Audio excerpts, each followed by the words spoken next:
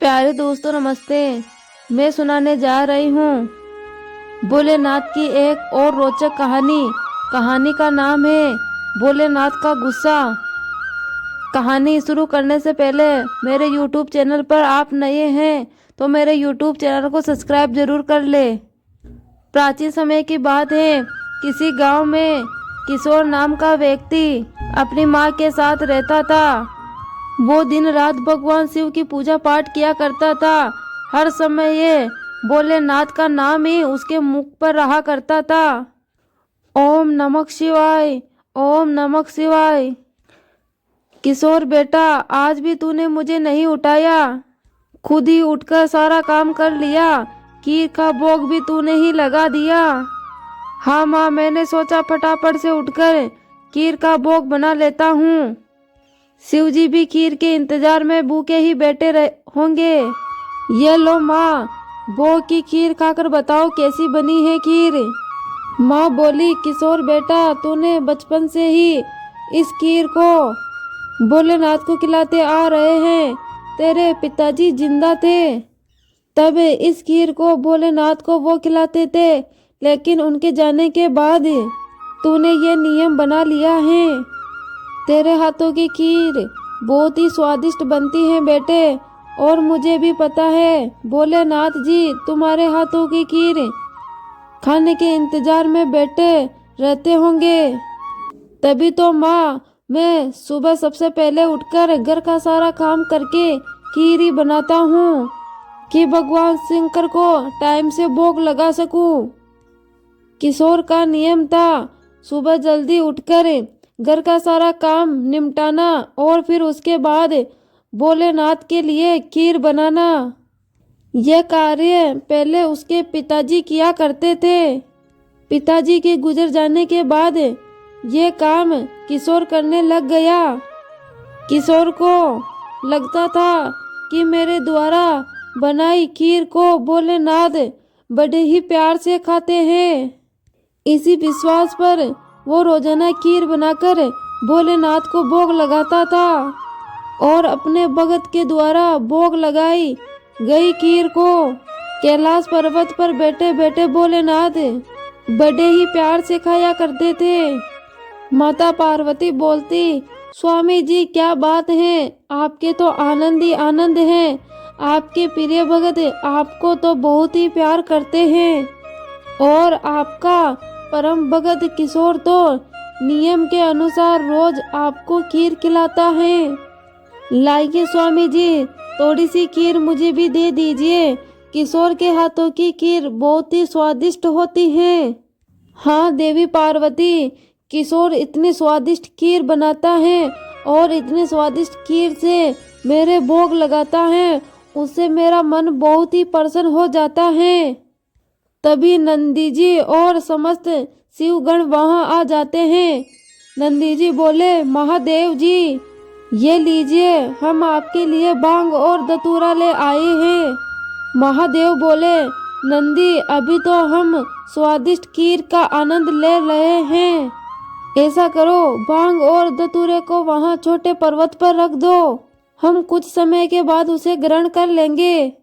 शिव गण बोले, अरे नंदी, महादेव तो हमारी तरफ ध्यान ही नहीं दे रहे हैं, उस स्वादिष्ट खीर में ही खाने में लगे हैं। ऐसे कब तक चलेगा नंदी?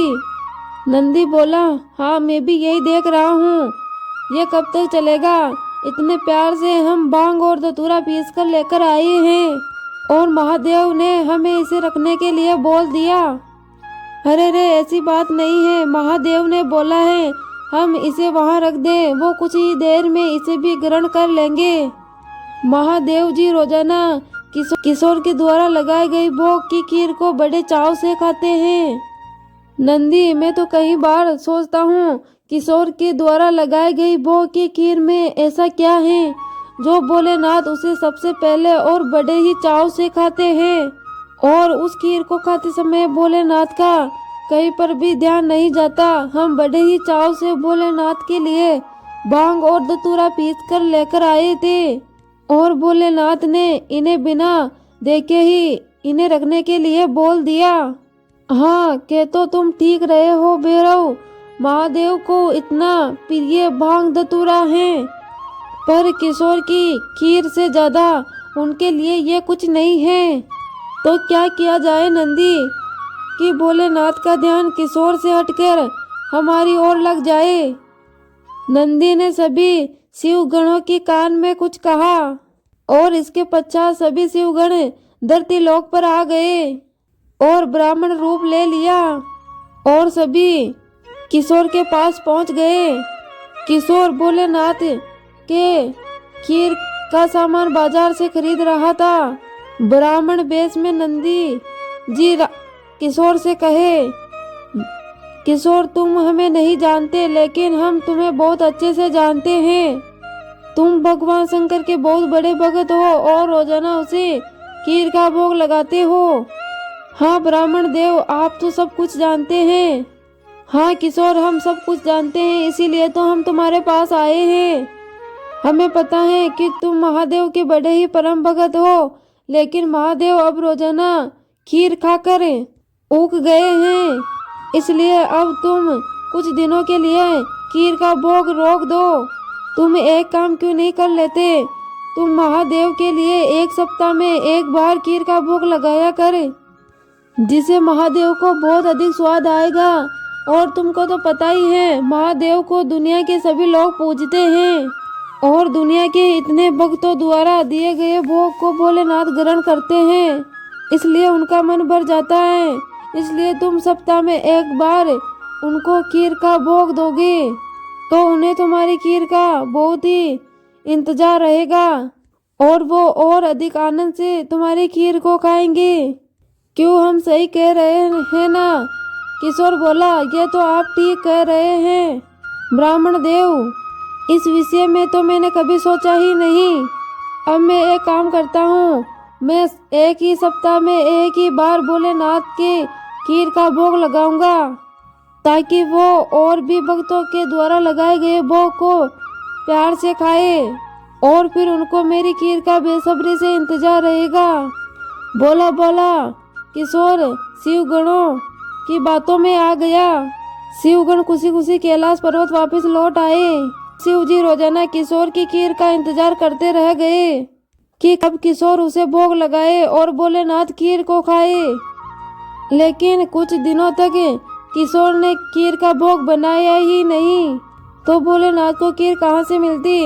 अब सप्ताह में किशोर एक दिन भोलेनाथ के लिए खीर का भोग बनाता और भोलेनाथ के भोग लगा दिया, तो भोलेनाथ ने खीर खा ली। फिर उसके बाद कुछ दिनों और खीर नहीं मिली, तो भोलेनाथ सोच में पड़ गए। उन्होंने अपने नेत्र बंद किए और सारी सच्चाई का पता लगा लिए। तो भोलेनाथ को बहुत गुस्सा आ गया। भोलेनाथ के गुस्से को देखकर सभी शिवगण भोलेनाथ के सामने हाथ जोड़कर क्षमा मांगने लगे। नंदी, तुम सब शिवगण जानते भी हो तुमने क्या किया है। मेरे भक्त किशोर के द्वारा भोग में अर्पित की गई खीर मुझे कितनी ही प्रिय है, और तुम लोगों ने उन्हें रोजाना खीर का भोग लगाने से मना कर दिया। महादेव, हमें क्षमा कर दीजिए, हमसे बहुत बड़ी भूल हो गई।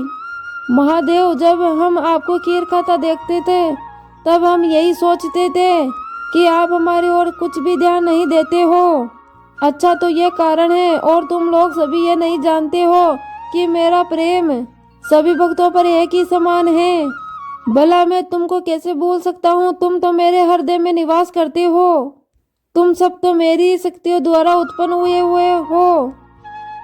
संसार में मेरा सबसे बहुत ही प्यारा लगाव है। सब भक्त मेरे लिए समान हैं और प्रत्येक भक्त के हृदय में मैं ही विराजमान हूँ, इसलिए मेरा प्रेम कभी कम और ज्यादा नहीं हो सकता। माता पिता के लिए तो सभी बच्चों के लिए प्रेम समान होता है, फिर तुम ये भूल कैसे सकते हो। भगवान शंकर की बातें सुनकर सभी शिवगण समझ गए कि उन्होंने कितनी बड़ी भूल कर दी है। सचमुच में महादेव का प्रेम तो सभी भक्तों के लिए समान ही होता है। और फिर एक बार और सभी शिवगण किशोर के द्वार पर ब्राह्मण का रूप धारण करके गए और किशोर से बोले, मेरे पास शिव जी का एक संदेशा आया है। वो कह रहे थे कि तुम्हारी खीर इतनी स्वादिष्ट होती है कि वो सप्ताह भर की प्रतीक्षा नहीं कर सकते। सप्ताह में एक दिन के भोग से उनका मन ही नहीं भरता, इसलिए उनकी आज्ञा है कि तुम रोजाना ही उनके लिए खीर का भोग बनाओ। आप सचमुच कह रहे हैं ब्राह्मण देव, भोलेनाथ को मेरे हाथों की बनी खीर बहुत ही स्वादिष्ट लगती है। ठीक है, तो फिर मैं अब रोजाना उनके खीर का भोग लगाऊंगा। यह सुनकर किशोर बहुत ही खुश हुआ और रोजाना भोलेनाथ की खीर का भोग लगाने लग गया। अब तो समस्त शिवगण भी के साथ किशोर द्वारा बनाई गई खीर का आनंद से खाने लगे। भोलेनाथ और माता पार्वती सभी शिव गुणों को इस प्रकार खीर खाता हुआ देख कर मंद मंद मुस्कुराते रहते। भगवान शंकर ने अपने परम भगत किशोर को सभी सुविधाओं का आशीर्वाद दिया और उसके जीवन में कभी भी कोई कठिनाई नहीं आई और किशोर का विवाह बहुत ही सुंदर एक सुशील लड़की के साथ हुआ और कुछ ही साल बाद उसके घर में 2 बच्चों का जन्म हुआ और अपने परिवार के साथ संपूर्ण जीवन खुशी खुशी बिताने लगे। प्रिय दोस्तों, आपको ये कहानी कैसी लगी कमेंट बॉक्स में कमेंट करके ज़रूर बताएं।